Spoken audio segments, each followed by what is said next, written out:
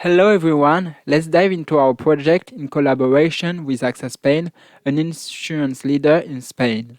Our project focused on improving the visualization of their data. The subject studied was business insurance.